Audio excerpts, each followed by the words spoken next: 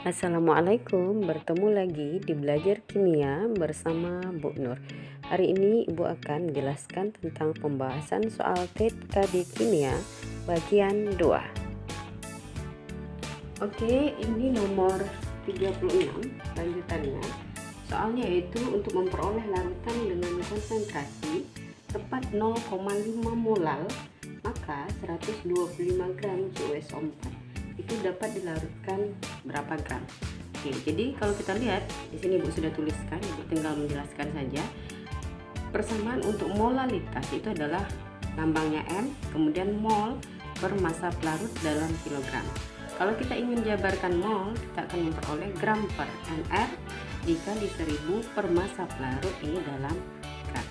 Oke, pertama sekali mungkin kita cari dulu mr dan CuSO4. Ya, ini ArCu ditambah ArS ditambah 4 kali ArO ditambah 5 kali Mr dari H2O. Ini Ibu jabarkan ada 2 kali ArH ditambah ArO ya, supaya mempermudah aja. Jadi kita masukkan ArCu, ArS 32, ArO 4 kali 16 ya. Di sini 5 kali 18 untuk H2O nya. Diperoleh Mr dari CuSO4 adalah 250. Ini nanti yang kita masukkan. Oke, kemudian kembali pada persamaan di atas, yaitu molal sama dengan mol per massa pelarut dalam kilogram atau gram per mr kali 1000 per massa pelarut dalam gram. Kita masukkan molal sudah diketahui adalah 0,5. Kemudian massa dari CuSO4 nya adalah massa dari CuSO4 nya adalah 125 gram karena nanti N-nya adalah massa pelarut. Kemudian Mr nya tadi 250 dikali 1000 per massa pelarut yang dicari. Oke, ini Ibu sudah coret. Ini coret dulu 0 dengan 0 di sini ya. Kemudian 125 dibagi 25 itu kita peroleh 5 ya. 5 dikali ini 5 dikali 100 nanti ke sini itu akan kita peroleh 500. Maka ini matematikanya lagi ya, maka 0,5 sama dengan 500 per mp atau massa pelarut yang akan dicari, akan diperolehlah massa pelarutnya sama dengan 1000 gram. Sekarang kita lihat soal nomor 37 beserta jawaban yang tertulis.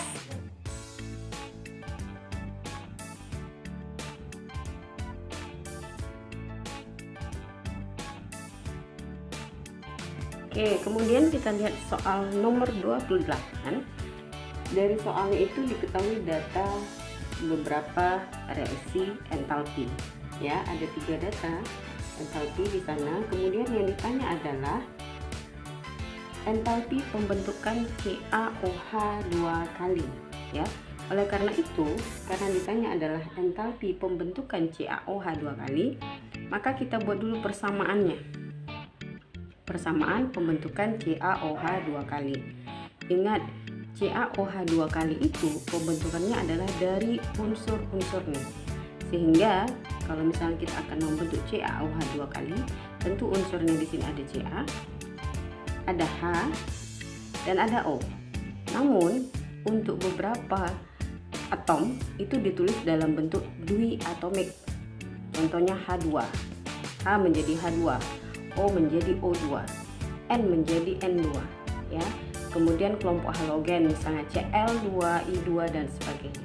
Jadi di sini dituliskan H2, O2. Tapi kalau Ca ini tidak masuk dalam kelompok molekul dwi-atomiknya dalam keadaan stabilnya.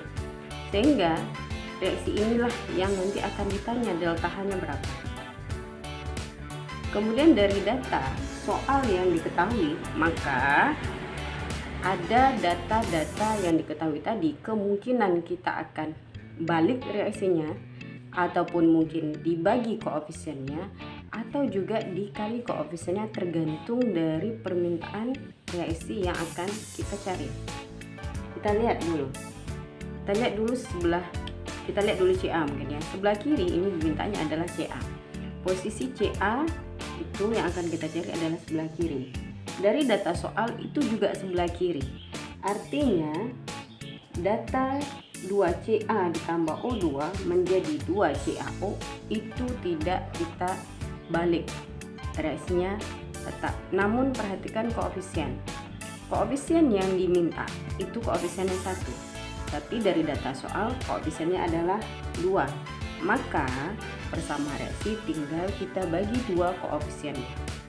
Sehingga kalau dibagi 2 semuanya kita akan peroleh Ca ditambah setengah O2 menjadi CaO, dan delta H juga dibagi 2, diperolehlah minus 634,5 kJ.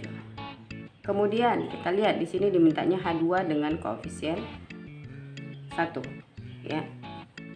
Dari data soal H2 itu posisinya juga sebelah kiri ya, ini sama-sama sebelah kiri, artinya reaksi tidak perlu dibalik. Tapi perhatikan lagi koefisien.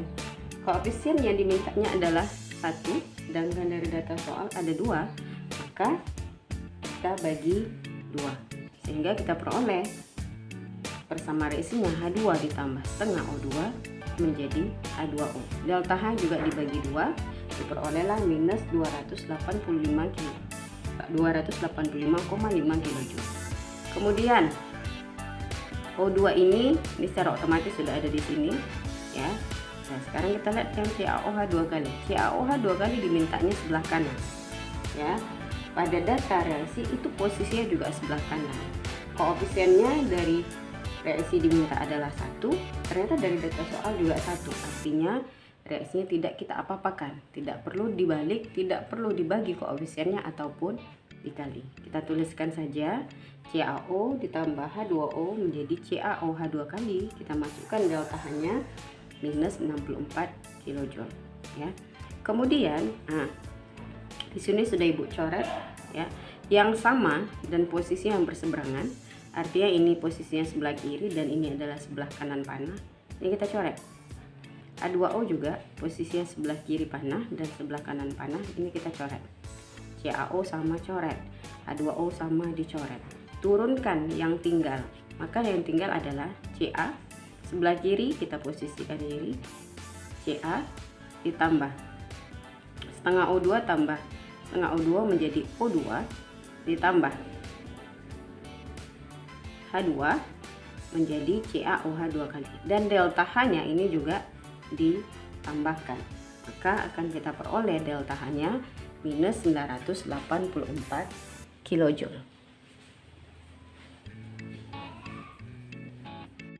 Oke, sekarang kita lihat soal nomor 39.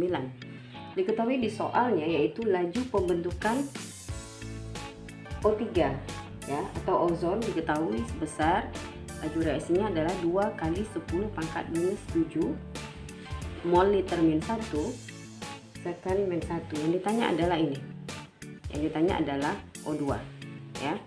Soalnya ini yang ditanya. Oke. Kalau seperti ini, yang ditanya adalah laju hilangnya O2 atau laju salah satu senyawa yang lain dalam bersama reaksi, kita tinggal gunakan perbandingan koefisien. Hanya perbandingan koefisien ya. Kita perhatikan di sini koefisiennya 3 untuk O2, yang ini adalah O2. Tentu secara matematikanya 3/2 yang ditanya per yang diketahui. Yang ditanya adalah O2, koefisiennya 3. 2 ini adalah koefisien O3 yang diketahui dikali dengan laju reaksi dari O3 yang diketahui. Maka akan kita peroleh laju reaksi hilangnya O2 yaitu sebesar 3 kali 10 pangkat minus 7 mol liter min 1 second min 1.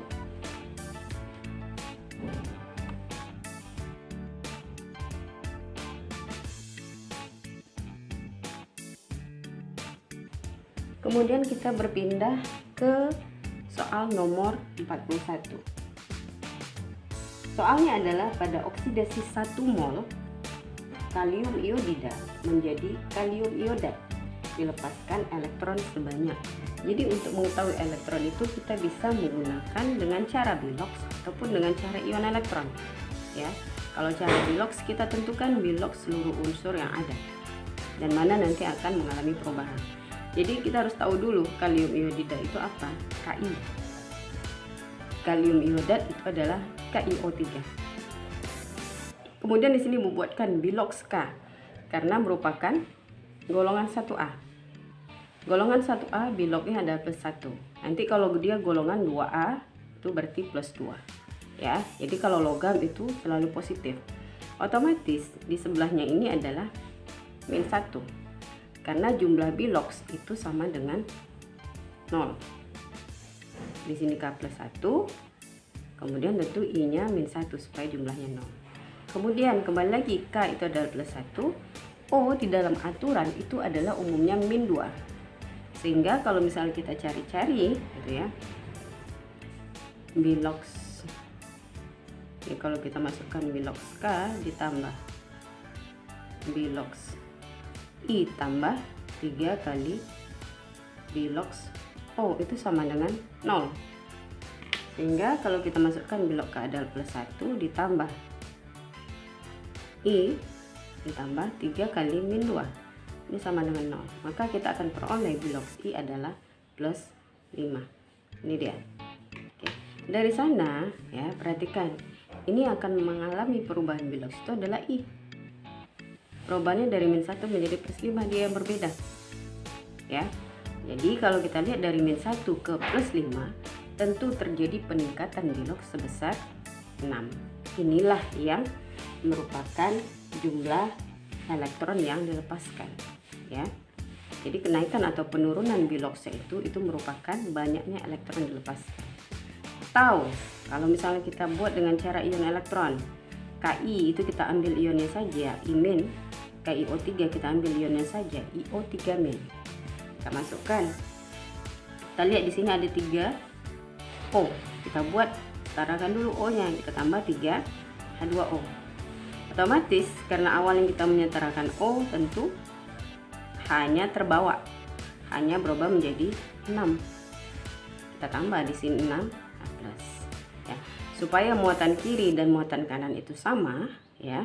Perhatikan di sini ada minus 1, di sini minus 1 ditambah tadi 6 H plus ya, itu dia akan berubah muatannya. Dan supaya sama-sama min 1, sebelah kiri min 1, maka yang 6H plus ini dinetralkan, kita tambah 6 elektron. Nah, jadi terjawablah jumlah elektron yang dilepaskan itu sama dengan 6.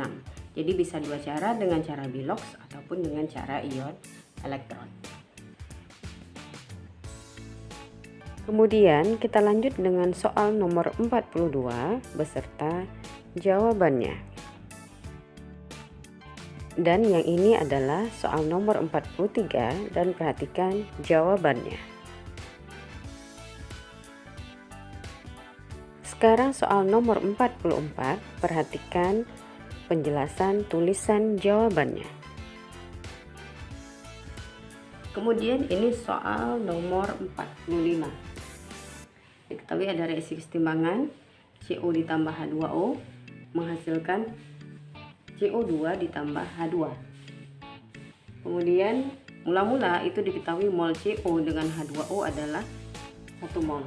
Kemudian pada keadaan setimbang ditemukan CO itu masih bersisa sebesar 0,2 mol. Otomatis tentu ada CO yang bereaksi sebesar 0,8. Yang H2O berapa? Ya 0,8 juga. Kenapa? Karena ini 1 banding 1 banding 1 banding 1 koefisiennya. Kalau di sini 0,8 koefisien 1, tentu ini 0,8. Yang ini tentu yang terbentuk 0,8 juga. Ini yang terbentuk juga 0,8. Kita tinggal kurangi. 1 kurang 0,8 0,2. 1 kurang 0,8 juga 0,2.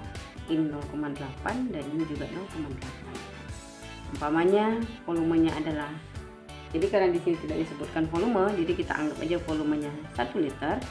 Kita masukkan persamaan Kc itu adalah hasil kali konsentrasi hasil reaksi dibagi dengan hasil kali konsentrasi reaksi. Tentu Kc sama dengan konsentrasi CO2 dikali konsentrasi H2 dibagi dengan konsentrasi CO dan dibagi dengan konsentrasi H2O dan dipangkatkan dengan koefisiennya.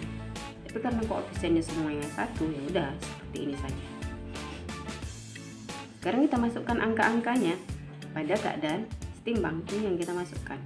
tentu 0,8 kali 0,8 atau H2 dibagi dengan 0,2 untuk CO dan dibagi 0,2 untuk H2O. Peroleh Kc sebesar 16.